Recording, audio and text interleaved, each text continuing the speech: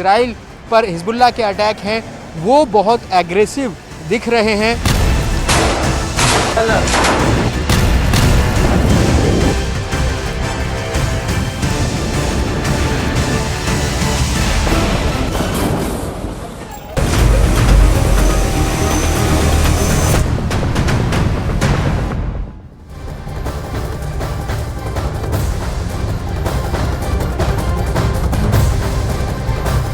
युद्ध से जुड़ी इस वक्त की बड़ी खबर आपको बता दें, हिजबुल्लाह ने इजराइल की गलील ब्रिगेड पर कलिब्र मिसाइल से हमले का दावा किया है। हिजबुल्लाह ने सबूत के तौर पर इस हमले का एक वीडियो भी जारी किया है। हिजबुल्लाह का दावा है कि उसने इजराइल लेबनान सीमा पर इजराइल की गलील ब्रिगेड के मुख्यालय को निशाना बनाया और उस पर अल बुरकान मिसाइल से हमला कर दिया, जिसकी तस्वीरें भी जारी की गई है। हिजबुल्लाह लगातार इजरायली सेना के लिए चुनौती बना हुआ है और इजराइल की गलील ब्रिगेड पर फिलहाल उसने हमले का दावा किया है। हिजबुल्लाह ने इसके लिए बाकायदा हमले का वीडियो जारी किया है और इजराइल लेबनान बॉर्डर के पास ये अटैक किया गया, ऐसा दावा हिजबुल्लाह की तरफ से किया गया है। तो हमास, हिजबुल्लाह और हूथी तीनों ही इजराइल पर बम की बारिश कर रहे हैं, लेकिन इजराइल की सेना इन तीनों पर भारी पड़ती हुई दिखाई दे रही है। गाजा के कई इलाकों पर इजरायली सेना का कब्जा हो चुका है और अब दावा यह किया जा रहा है कि इजराइल ने जैतून पर भी अपनी चढ़ाई शुरू कर दी है और जल्द ही जैतून को भी अपने कब्जे में ले लेगी।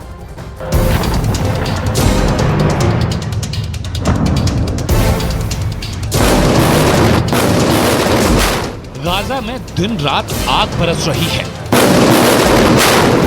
मिसाइलें शोर मचा रही हैं, टैंक तबाही का इतिहास लिख रहे हैं। गाजा में बदले की ऐसी चिंगारी सुलगी जिसकी ज्वाला में पूरा गाजा जल रहा है। इजराइल की सेना हर दिन गाजा के किसी न किसी इलाके पर अपनी फतह का झंडा बुलंद कर रही है और हमास के लड़ाकों की उस इलाके में कब्र बना रही है।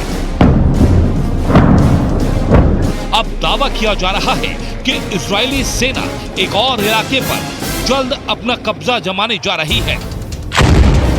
ग्राउंड ऑपरेशन के दौरान इजराइल जैतून पर बहुत जल्द कब्जे का दावा कर रहा है।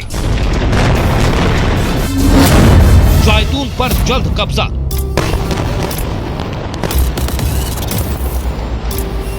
जैतून वो इलाका है जिसको लेकर दावा किया जाता है कि यहां से हमास के कई कमांड सेंटर चलते हैं और अब यहां पर अपना कब्जा जमाना इजरायली सेना के लिए जिद सा हो चुका है, क्योंकि इजरायली सेना गाजा शहर पर पूरी तरह कब्जा करने के लिए आगे बढ़ रही है।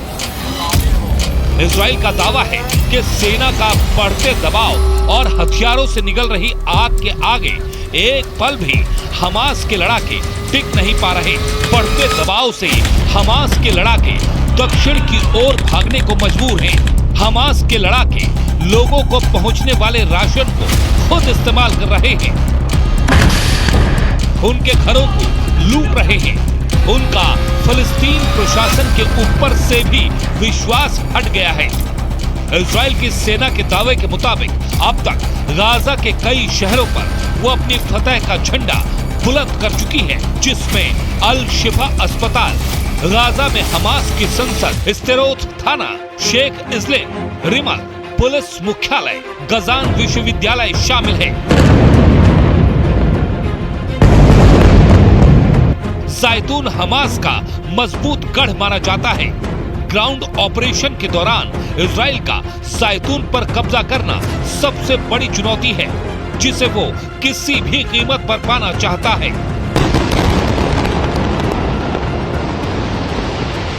इजरायली सेना का जब से ग्राउंड ऑपरेशन शुरू हुआ है, उसके बाद से उत्तरी गाजा सपाट हो चुका है और दक्षिणी गाजा में इजराइल ने ऑपरेशन तेज कर दिया है। अभी तक ये तय नहीं है कि युद्ध खत्म होने के बाद गाजा का भविष्य क्या होगा, लेकिन इस बात के संकेत मिलने लगे हैं कि गाजा की धरती से इजराइल के दो बड़े सपने जुड़े हैं। अब संभावना यही जताई जा रही है कि गाजा का प्रशासन अपने हाथ में लेने के बाद नेतन्याहू यहां भी अपनी सरकार चलाएंगे। इधर गाजा में ग्राउंड ऑपरेशन को अंजाम दे रही इजराइल डिफेंस फोर्स ने एक वीडियो जारी किया है जिसमें आईडीएफ के जवान हमास के लड़ाकों से सीधी टक्कर लेते नजर आ रहे हैं और इस दौरान आईडीएफ ने हमास के सेंट्रल कमांडर के दफ्तर को तबाह करने का दावा किया है। इजराइल का दावा है कि आईडीएफ के साथ मुठभेड़ में हमास के कई लड़ाके मार गिराए गए हैं। वीडियो में इजरायली सेना के कई टैंक भी नजर आ रहे हैं। दरअसल आईडीएफ के इस ग्राउंड ऑपरेशन में नेवी, एयरफोर्स और थल सेना मिलकर काम कर रही है। आईडीएफ के जवान टैंकों के साथ गाजा में आगे बढ़ रहे हैं, जबकि एयरफोर्स की टीम हेरॉन ड्रोन से उनकी ओर बढ़ रहे खतरों की निगरानी करती है और जरूरत पड़ने पर एयर स्ट्राइक कर खतरों को खत्म भी कर देती है। यानी हर छोर से हमास पर अटैक की पूरी प्लानिंग है और गाजा में हमास का कब्रिस्तान बनाने का इजरायली सेना ने पूरा इरादा कर लिया है।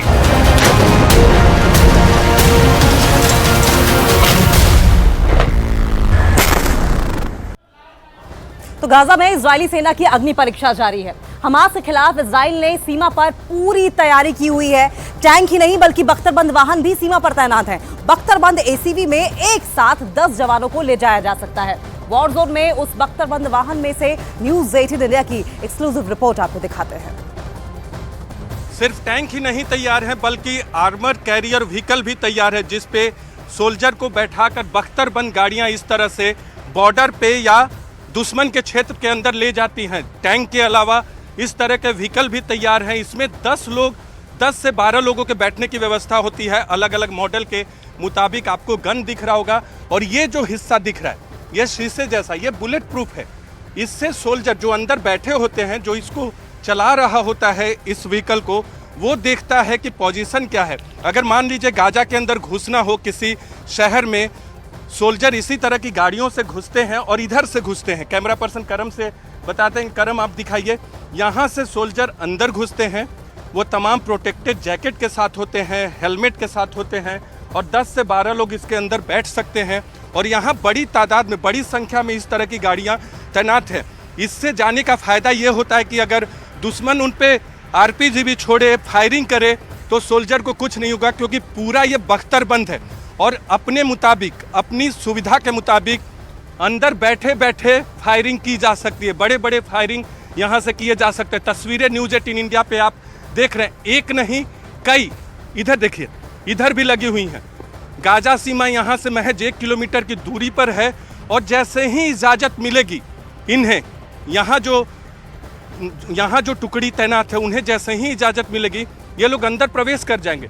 यहाँ हमें 3 दिखे हैं, दूसरी तरफ भी 2-3 तैनात है। तो इसी तरह की गाड़ियाँ लगातार तैनात है गाजा की सीमा के अंदर घुसने के लिए, क्योंकि उत्तरी गाजा में लगातार आईडीएफ का अभियान जारी है। लेकिन इस तरह की गाड़ियाँ इस लोकेशन पे न्यूज़ 18 इंडिया पहुँचने वाला, बॉर्डर के उस लोकेशन पे जहाँ से टैंक और आर्मरी व्हीकल लगातार तैयार हैं और बीच बीच में हमला भी करें, इन टैंकों का बीच बीच में इस्तेमाल भी होता है।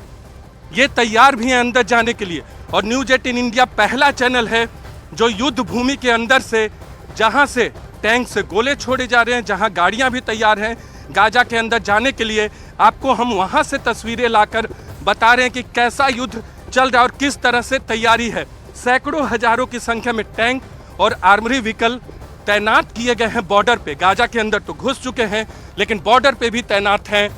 चाहे बैटल फील्ड टैंक की बात करें या फिर आर्मरी व्हीकल की बात करें, वो तैनात हैं सीमा पर और अपने जवानों को अंदर ले जाने के लिए ज़रूरत पड़ने पे। हालांकि गाजा सिटी हो या दूसरे शहरों, वहाँ लगभग कब्जा कर लिया है। गाजा सिटी के अंदर बड़ी लड़ाई चल रही है और इन बख्तरबंद गाड़ियों को जब भी आदेश मिलेगा, इस पर 10 जवान सवार होकर गाजा की सीमा के अंदर घुस जाएंगे।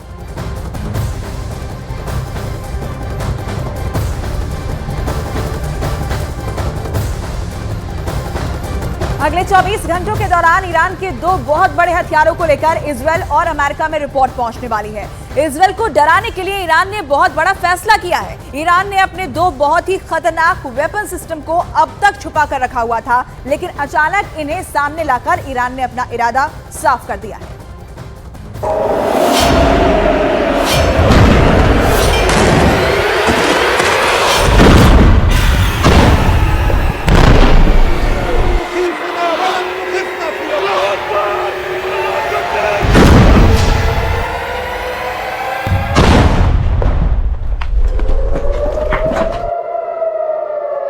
एक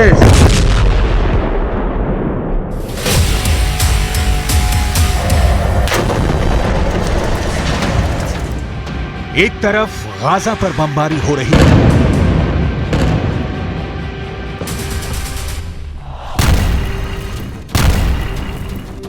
दूसरी तरफ ईरान के सुप्रीम लीडर अली खामनेई के दौरे ने इजरायल को खौफ से भर दिया है। एक तरफ इजरायल पर बम गिर रहा है, दूसरी तरफ ईरान से आई इन तस्वीरों ने नेतन्याहू की सेना का दिल बैठा दिया है।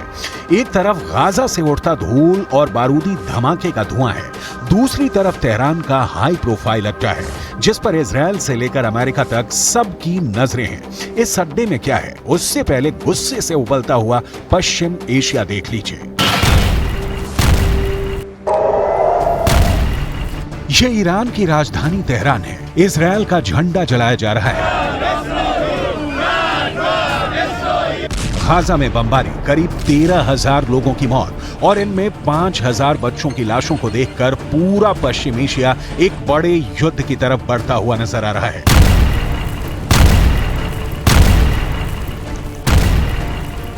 ईरान पर पब्लिक का दबाव बहुत ज्यादा है। तेहरान में रोज प्रदर्शन हो रहे हैं। यही वजह है कि ईरान के सुप्रीम लीडर अली खामनेई को उस अड्डे पर जाना पड़ा जहां ईरान के सबसे खतरनाक हथियार रखे गए हैं।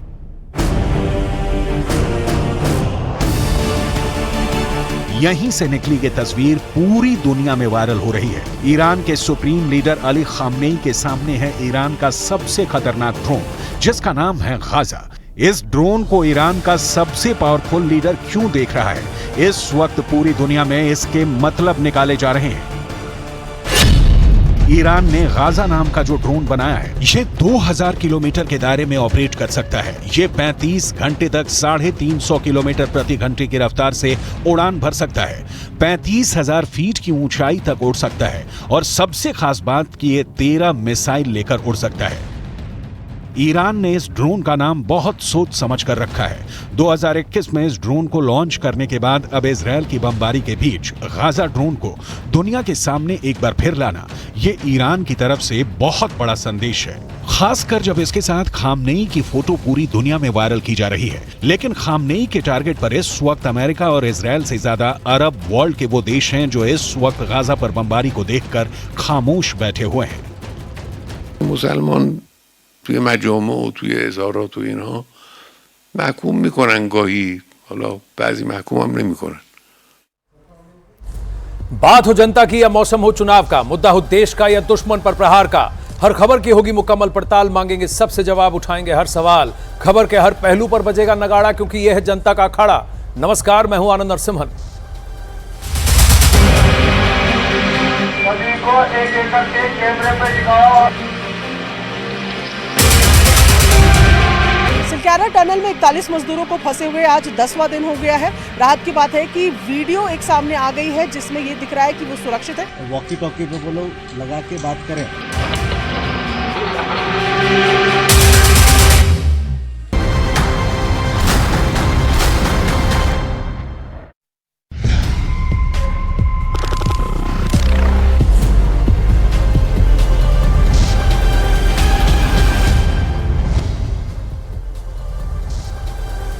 अखाड़ा में आज फोकस सिलक्यारा टनल और इस सबसे बड़े रेस्क्यू अभियान पर, जहां पर अगले 48 घंटों में कुछ अच्छा होने की हमें उम्मीद है। 10 दिन से उत्तरकाशी के सिलक्यारा में 41 मजदूर फंसे हैं। उन्हें बचाने के लिए युद्ध स्तर पर रेस्क्यू ऑपरेशन किया जा रहा है। 8 एजेंसियां टनल में फंसे मजदूरों को बचाने के लिए रेस्क्यू ऑपरेशन कर रही हैं। इन सब के बीच आज सबसे बड़ी राहत की खबर यह सामने आई है। टनल में फंसे मजदूरों का पहला वीडियो अब सामने आया है। इस वीडियो में सभी मजदूर सुरक्षित दिखे हैं। इन मजदूरों से बातचीत भी हुई है। उन्होंने कैमरे के जरिए अपनी सलामती का संदेश दिया। आज एक बार फिर से उन्हें निकालने के लिए 3 जगह से ड्रिलिंग का प्लान तैयार किया गया है। उम्मीद यह है कि सभी मजदूरों को सुरक्षित बाहर निकाल लिया जाएगा और वो भी जल्द अज जल्द। सबसे पहली बात, जरा इसको समझने की कोशिश करते हैं कि इन्हें कैसे निकाला जाएगा, लेकिन उससे पहले ये वीडियो तो देखना बनता है। देखिए, ये है टनल में फंसे मजदूर, 41 मजदूर आज 9वें 10वें दिन डेटा कैमरा इनके पास चला गया और कैमरा जैसे ही गया उसके बाद उन्होंने उस कैमरा को सभी मजदूरों को दिखाया। सारे मजदूर स्वस्थ दिख रहे हैं, ठीक दिख रहे हैं। सबसे बड़ी राहत उनके घर वालों के लिए, उनके परिजनों के लिए, क्योंकि उनकी सलामती की बात हो गई है। ये मजदूर हैं, हाँ थोड़े से त्रस्त दिख रहे हैं in terms of mental pressure. 8-9 दिन एक बंद जगह में बंद रहना, लेकिन अकेले नहीं है, 41 लोग हैं, सब ठीक ठाक लग रहे हैं। और बताया जा रहा है कि इनके परिजनों से बात भी कराई गई है। कल ही यहाँ अखाड़ा में हमने आपको बताया था कि डेटा केबल लगाया जा रहा है। डेटा केबल इसलिए वीडियो और ऑडियो के साथ लगाया जा रहा है ताकि अंदर का हाल दुनिया को दिखा सकें और ये अपने परिजनों से बात कर सकें। ये साफ अंदर की तस्वीर है, टनल के अंदर की तस्वीर। आइए वीडियो भी दिखाते हैं, ये पूरा सीक्वेंस भी आपको दिखाते हैं।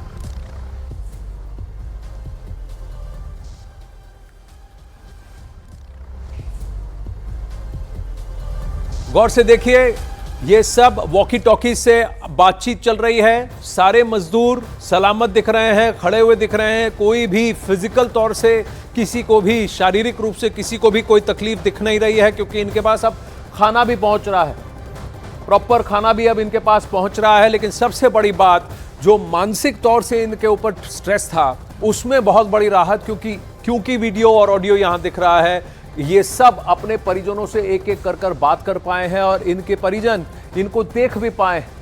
आप सोच सकते हैं कि कोई कोताही नहीं बरती जा रही, कंटिन्यूअस मेहनत की जा रही, कंटिन्यूअस मेहनत और काम किया जा रहा है। चलिए सीधा चलते हैं प्रियंका कांडपाल और अंशुल के पास, जो इस वक्त हमारे साथ लाइव जुड़ रहे हैं।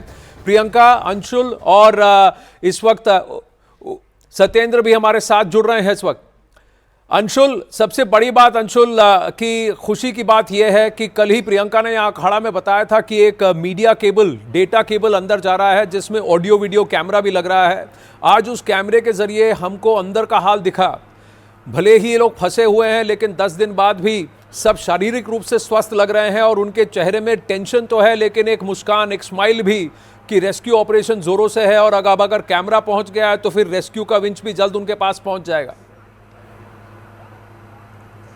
जी बिल्कुल आनंद, मजदूरों का जो मनोबल है वो बना हुआ है और एक्सपर्ट्स ये बता भी रहे हैं, रेस्क्यू ऑपरेशन में जो इन्वॉल्व हैं वो ये बता भी रहे हैं कि जैसे ही वो पाइप पेनिट्रेट हुआ, जैसे ही दूसरी तरफ निकला, वैसे ही वहाँ पे काफ़ी ज़्यादा सेलिब्रेशन भी किया गया, क्योंकि पिछले 10 दिनों से वो इसी उम्मीद में थे कि किसी तरह से ये जो मलबा इकट्ठा हुआ है, इस मलबे के थ्रू कुछ भी उनकी तरफ राहत सामग्री पहुँचे, क्योंकि पिछले 10 दिनों से वो सिर्फ हल्के भोजन पे ही जिंदा थे और अब फाइनली उनको सॉलिड भोजन भी मिलने की प्रक्रिया शुरू हो गई है। सुबह से हमें ये बताया गया है कि फ्रूट्स उन तक पहुंच गए हैं और वो फ्रूट्स खा भी रहे हैं, तो ये एक काफ़ी बड़ी सफलता हुई है। लेकिन अभी भी जो रेस्क्यू वर्कर्स हैं वो अभी बिल्कुल नहीं रुके हैं। उनको पता है कि ये छोटी सी कामयाबी है, अभी बड़ी लड़ाई बाकी है और उसी वजह से इस वक्त की जो सबसे बड़ी अपडेट है कि 5वें पाइप की ड्रिलिंग, 5वें पाइप की जो वेल्डिंग प्रोसेस है वो अगले कुछ मिनटों में स्टार्ट होने वाली है। पहले वो 5वां पाइप उस चौथे पाइप में लगाया जाएगा, वेल्ड किया जाएगा अच्छे से, और उसके बाद दोबारा एक बार ड्रिलिंग की पूरी प्रक्रिया शुरू होगी। अभी तक 22 मीटर तक ये जो पाइप्स हैं उनको ड्रिल किया जा चुका है और ये 22 मीटर जो ड्रिल हुआ था ये करीब 24 घंटे में हुआ था। तो उस हिसाब से अगर देखा जाए, एक इंटेलिजेंट गेस है, अभी कोई भी रेस्क्यूअर ऑन रिकॉर्ड आके ये बोल नहीं रहा, लेकिन ऑफ रिकॉर्ड जो हमें बताया जा रहा है कि अगर सब कुछ ठीक रहा तो अगले 38 से 40 घंटे में हमें वो खुशखबरी मिल सकती है, जिसके लिए हम यहाँ पिछले 10 दिन से बैठे हैं, जिसके लिए जो सुनने के लिए जो परिवारजन हैं उनके कान तरस गए हैं। जी, सबसे बड़ी बात यह है कि उनको देखने को मिल रहा है, अपने परिवारजनों को भी वो देख रहे हैं और इनके परिवारजन, इन सभी 41 मजदूरों के परिवारजन भी इनको देख रहे हैं। अंशुल, बहुत बहुत धन्यवाद। इससे पहले कि सत्येंद्र और प्रियंका के पास जाएं, एक और अपडेट आपको बता दें कि टनल में फंसे मजदूर की पहली तस्वीर जो सामने आई है, उसकी वजह से सबको बहुत ज़्यादा रिलीफ और खुशी एहसास तो आपको भी हो रहा होगा एज अ व्यूअर, क्योंकि आप भी सोच रहे होंगे कि ये 41 लोग कैसे हैं, ये मजदूर जो पिछले 8, 9, 10 दिन से फंसे हुए हैं। तस्वीर में सभी मजदूर सुरक्षित भी दिख रहे हैं और शारीरिक रूप से स्वस्थ दिख रहे हैं, खड़े हुए हैं, आसपास साथ हैं। रेस्क्यू टीम लगातार मजदूरों के संपर्क में है। आपने हाथ में वॉकी टॉकीज भी देखी, आप भी सुनिए मजदूरों ने कहा क्या। आइए अब आपको ऑडियो सुनाते हैं। ठीक है तो कैमरे में अपने आप को दिखाएं, हाथ खड़ा करें, अच्छे से मुस्कुराएं, हम तुम्हारे पास जल्दी पहुंचेंगे, घबराए नहीं। हाँ, हो रहा है। कैमरे को पास से धीरे धीरे बाहर निकालें और सभी को दिखाएं, धीरे धीरे नीचे की तरफ ले जाएं। ठीक है, नीचे करें। हाँ कोई बात नहीं ले जाओ। को एक के कैमरे पे दिखाओ और कैमरे पे पता चल जाना चाहिए हम आपको यहाँ से देख रहे हैं। थोड़ी देर में पानी से पाइप को साफ करेंगे। आप लोग कैमरे को वापस पाइप में आके रख दें, हम कैमरा वापस निकाल रहे हैं। ऐसे केस में सबसे बड़ी बात और सबसे इंपॉर्टेंट यही है कि कांस्टेंट ऑडियो कम्युनिकेशन, आवाजें जा रही हैं, अब वीडियो कम्युनिकेशन भी हो गया। सत्येंद्र, प्रियंका आप हमारे साथ हैं। प्रियंका, आपके पीछे वो टनल का कौन सा हिस्सा है जो अभी हमें दिख रहा है? और सबसे बड़ी बात आप हमारे दर्शकों को बताएं कि डेटा केबल, ऑडियो वीडियो की केबल की आपने कल बात कही थी कि ये कोशिश हो रही है, ये कब हुआ? कल क्या देर रात ये सफलता मिली, बातचीत हो पाई है? आगे की क्या प्रतिक्रिया, क्या प्रक्रिया है, ये भी बताएं। देखिए, मैं पहले तो सबसे पहले आपको जानकारी दूं कि ये टनल का मुहाना ही है, सिलक्यारा टनल की तरफ हम लोग मौजूद हैं। और जो कल की जो वीडियो सामने आई है, एंडोस्कोपी फ्लैक्सी कैम है ये, जो कि एंडोस्कोपी के लिए इस्तेमाल किया जाता है। बेहद पतला, बेहद छोटा, उसको लंबी वायर्स के जरिए 6 इंच का पाइप जो कल डला हुआ था, वो उसके जरिए सबसे पहले उस कैमरे का इस्तेमाल किया गया है। यानी कि कल जो लाइफलाइन पाइप एक कहा जा रहा था, उससे सबसे पहले इस कैमरे को भेजा गया। सारी वहाँ पर इनसे बातचीत की गई, इनको इन्फॉर्म किया गया, इनसे पूछा गया। और ख़ास बात यह है आनंद कि इन तमाम मजदूरों ने खुद से हेल्प की। यहाँ पर जब एक्सपर्ट्स ने उनको बोला कि हमें दिखाइए मलबा कितना गिरा हुआ है, कैविटी कहाँ पर है, लाइंस कहाँ पर है, तो उसी कैमरे को घुमा घुमा के इन मजदूरों ने उस तरफ का पूरा हाल भी बताया इसी एंडोस्कोपी फ्लैक्सी कैम से। इसके साथ साथ ऑप्टिकल फाइबर की भी लगातार हम बात कर रहे हैं, जिसकी जानकारी भी प्रशासन लगातार दे रहा है, क्योंकि उससे वीडियो कॉल्स हो पाएंगी और सीधे तौर पर समझ पाना जो एक्सपर्ट्स हैं उनके लिए आसान हो जाएगा। फिलहाल ताज़ा अपडेट की अगर बात की जाए तो अपडेट ये है कि अब ऑगर मशीन का जो काम है वो शुरू होने वाला है। यानी कि तकरीबन 3 दिनों से जो काम बंद पड़ा था, उसके रीजंस भूकंप बताए गए थे, वो आज से शुरू होने वाला है। 4 पाइप यहाँ पर डल चुके हैं। 60 मीटर का जो मलबा है वो रेंज है, 22 मीटर हम लोग अंदर जा चुके हैं और आज कोशिश है कि उस 22 को कम से कम 30 किया जाए, यानी कि रास्ता पूरा खुले। इसके अलावा वर्टिकल ड्रिलिंग के लिए अब फाइनल रिसर्च चल रही है। सब कुछ ठीक रहा तो आज शाम से या कल से वर्टिकल ड्रिलिंग भी शुरू हो सकती है। जी आनंद दी, बहुत सारी पॉजिटिव अपडेट्स हैं और कम से कम ये बात कि आशा की जो एक आस थी, एक उम्मीद थी, वो उम्मीद और ज़्यादा पुख्ता होती लग रही है। सबसे बड़ी बात कि उनको हमने उनका वीडियो देख लिया और उनकी आवाज़ें भी सुनी और जैसे उनके साथ कम्युनिकेशन हो रहा है, सीरियसली उनको ये बताया जा रहा है कि देखिए, अपना साहस, अपना धैर्य बनाए रखिए और संयम बनाए रखिए, हम पहुँच रहे हैं आपके पास। ये उम्मीद बहुत बड़ी बात है। 10 दिन तक कोई अगर फंसा हुआ हो, अब रेस्क्यू टीम लगातार मजदूरों से सुरंग की तस्वीर दिखाने को कह रहे हैं, साथ ही ये भी बता रहे हैं कि घबराइए नहीं, जल्द ही रेस्क्यू टीम मजदूरों तक पहुंचेगी और उन्हें बचा लेगी। और उसकी जो चेहरे में जैसे ही रौनक आ जाती है, वो भी आप देखिए इन तस्वीरों में और उनका ऑडियो भी सुनिए। और फिर बाद में वो कैसे दिखाते हैं, अंदर का मुआयना कराते हैं, ताकि ऊपर से जो ड्रिल कर रहा है, बाहर से जो आ रहा है, उसको पता है कि कैविटी कहाँ है, कहाँ कहाँ पर मलबा जमा है और कहाँ से उन्हें एंट्री करने में सबसे ज़्यादा आसानी होगी। देखिए इसको ज़रा ध्यान से। अब वो दिखाने की कोशिश कर रहा है कितना गिरा हुआ मलबा, उल्टा करके कैमरा को जा रहा है, ऊपर दिखा रहा है। रस्सी लगा रखी है और उन्होंने दिमाग लगाया, उन्होंने मलबे को हटाया नहीं है। ऐसा लग रहा है कि हम जो बोल रहे हैं एक एक चीज सुन रहा हूँ, वही कर रहा है। सर खाना भेजना जरूरी है हमें, वो भी आएगा, है ना। अभी हम क्या करते हैं, पानी उनको बोलो, हम लोग अभी ये पाइप को साफ करेंगे थोड़ी देर बाद, पानी के साथ और ब्लोअर के साथ। एक बार ये तो कैमरे के बाहर सत्येंद्र इस वक्त हमारे साथ हैं। देखिए, हमने जो मुआयना कर रहे हैं, मॉनिटरिंग कर रहे हैं और जिन्होंने काम किया है, देखिए ये रेस्क्यू वर्कर्स की भी दाद देनी पड़ेगी कि इतनी मेहनत और इतने सेंसिटिव और क्या कहते हैं, अगर आप कहें कि लूज सॉइल, एक तरफ हार्ड रॉक है, दूसरी तरफ ये पतली और ये मिट्टी है, क्योंकि नया पहाड़ है, इसके अंदर ये रेस्क्यू ऑपरेटर्स, ये भी तो 9 दिन पर, इन्होंने भी तो राहत नहीं ली, इन्होंने भी तो रेस्ट नहीं किया, लगातार काम कर रहे हैं। एक बात बताइए, ये पाइप साफ किया गया, उसके बाद क्या उन्हें खाना दिया गया? क्योंकि देखिए, हमने ऑडियो में सुना, ये कह रहे हैं सबसे इंपॉर्टेंट है कि इनको फिजिकल खाना दिया जाए, हार्ड खाना दिया जाए। तो ये खाना भेजने का काम किया गया सत्येंद्र, और किस तरफ से एंट्री सबसे ज्यादा होती हुई लग रही है? सामने की तरफ से ही। बिल्कुल मैं आपको बता दूं क्योंकि जो आज उनको खाना दिया गया, क्योंकि जो एक पाइपलाइन जो लाइफलाइन बन चुकी है आज मजदूरों की, उस पाइपलाइन के जरिए एक बार जो खिचड़ी जो बोतलों में भर के एक बार अंदर भेजने का प्रयास किया गया था, लेकिन वो जो पाइप है उसके अंदर काफ़ी मिट्टी फंसी है, इसलिए वो अटक गया था। और उसके बाद जो यहाँ पे फायर ब्रिगेड की टीम आई है और उस टीम ने जो पाइप के अंदर से मिट्टी को साफ करने की कोशिश की। बाहर से एक बहुत तेज़ी से पानी का एक फव्वारा जो मारा गया और उस पाइप से जरिए अभी उसे साफ करने की कोशिश की जा रही है। अभी जो जानकारी मिली है कि जो उनको अभी खाना जो दिया गया है वो चने दिए, उबले हुए जो चने दिए हैं, उसमें जो नमक वाले चने दिए गए हैं। और जो खाने की बात चल रही थी जो खिचड़ी और वो अभी तक उन तक पहुंच नहीं पाई है। उनको भले ही फल फ्रूट अभी तक उनके पास भेजे गए हैं। और जो आपने दूसरा सवाल किया कि क्या सबसे ईजी तरीका यही रहेगा जो सामने से है, तो मैं आपको बताता हूँ कि क्योंकि अभी तक जिस तरीके से जो लाइफ लाइन बन रही है, जो पाइप अंदर गया है, उसको मानते हुए अभी सबसे ज़्यादा उम्मीदें यही बताई जा रही है कि जो सामने टनल है, टनल के जो सामने से ही जो ऑगर मशीन अभी कुछ देर बाद शुरू होगी और वहां से एक बार फिर कोशिश शुरू होगी। क्योंकि अब हमें सबसे ज़्यादा एक चीज़ जो पता चल गई है कि जो डायरेक्शन मतलब जो बीच का मलबा है वो कितना है, क्योंकि जो पाइप कल गया है वो 57 मीटर अंदर घुसा है। तो ये उम्मीद की जा रही है कि जो 57 मीटर का जो सत्येंद्र आपके जो विजय है ये कौन सी पाइप्स दिखा रहे हैं ट्रक के ऊपर? ये जो पाइप्स हैं ये कौन सी पाइप्स हैं? विजय को बताएं कि वो उन्हीं पाइप्स का जरा बताएं, ये वही पाइप्स हैं जो लगने वाली हैं जिसके थ्रू अब इनको बाहर निकालने की कोशिश की जाएगी? क्या एक इंसान इस पाइप के अंदर से निकल के आ सकता है?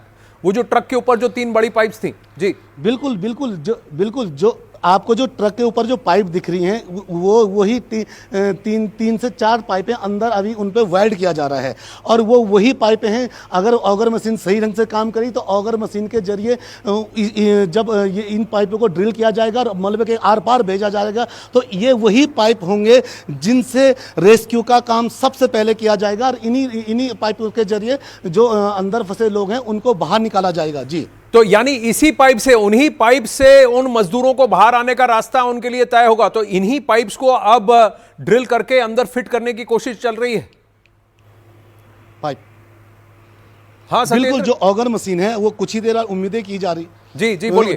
बिल्कुल जो ऑगर मशीन है उस उम्मीद की जा रही है कि कुछ देर बाद ऑगर मशीन एक बार फिर शुरू होगी, क्योंकि ऑगर मशीन पिछले 3 से 4 दिन से 3 दिन से बंद पड़ी है, जिसका कारण ये बताया जा रहा था कि ऑगर मशीन के जो आगे एक हार्ड रॉक आ चुकी है और उस हार्ड रॉक के कारण ऑगर मशीन उससे आगे नहीं पहुंच पा रही है। लेकिन जो कल एक लाइफ लाइन एक बनी है, एक पाइप 6 इंच का जो अंदर डाला गया है, तो उसी के पैरेलल अब इन पाइपों को एक बार फिर ऑगर मशीन के जरिए